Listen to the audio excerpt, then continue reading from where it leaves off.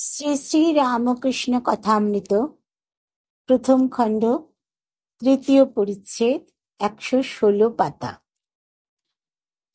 অসংশয়ং মহাবাহো মনো দুর্নিগ্রহং চলম অভ্যাসেন তু কৌন্তেয় বৈরাগ্যেন চ গৃহ্যতে। তীব্র বৈরাগ্য এবং বদ্ধ জীবের মধ্যে আলোচনা হচ্ছে। বিজয় বলছেন, বদ্ধ জীবের মনের কি অবস্থা হলে মুক্তি হতে পারে? ঠাকুর বলছেন, ঈশ্বরের কৃপায় তীব্র বৈরাগ্য হলে এই কামিনী কাঞ্চনে আসক্তি থেকে নিস্তার হতে পারে। তীব্র বৈরাগ্য কাকে বলে? হবে ঈশ্বরের নাম করা যাক, এসব হচ্ছে মন্দ বৈরাগ্য। যার তীব্র বৈরাগ্য, তার প্রাণ ভগবানের জন্য ব্যাকুল। মার প্রাণ যেমন পেটের ছেলের জন্য ব্যাকুল, যার তীব্র বৈরাগ্য, সে ভগবান ভিন্ন অন্য কিছু আর চায় না। সংসারকে পাতকুয়া দেখে, তার মনে হয় বুঝি ডুবে গেলুম। আত্মীয়দের কাল সাপ দেখে, তাদের কাছ থেকে পালাতে ইচ্ছা হয়, আর পালাইও। বাড়ির বন্দোবস্ত করি, তারপর ঈশ্বর চিন্তা করব, এই কথা ভাবেই না।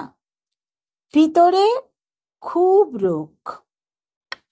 তীব্র বৈরাগ্য কাকে বলে? একটি গল্প শোনো। ঠাকুর বলছেন এই কথা। এক দেশে অনাবৃষ্টি হয়েছে।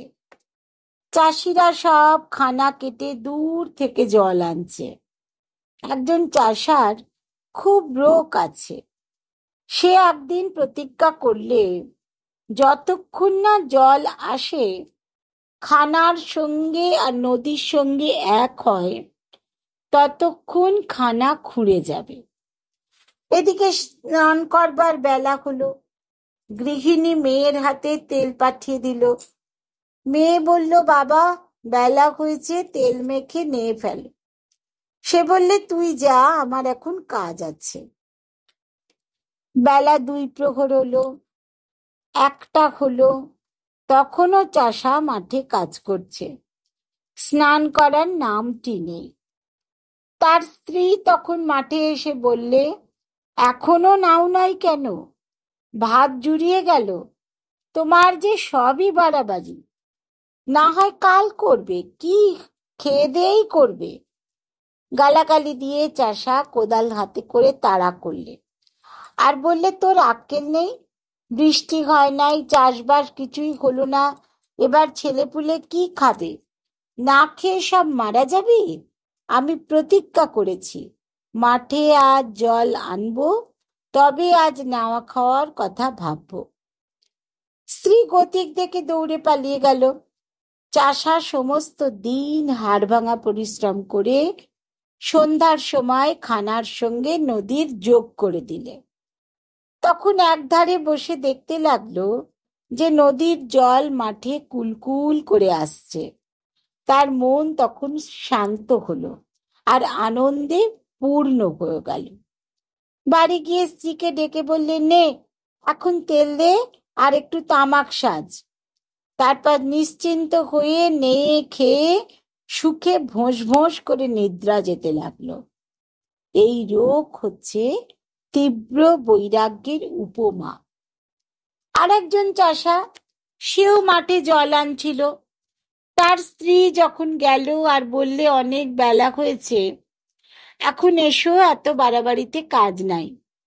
তখন সে বেশি উচ্চবাচ্য না করে কোদাল রেখে স্ত্রীকে বললে, তুই যখন বলছিস তো চল।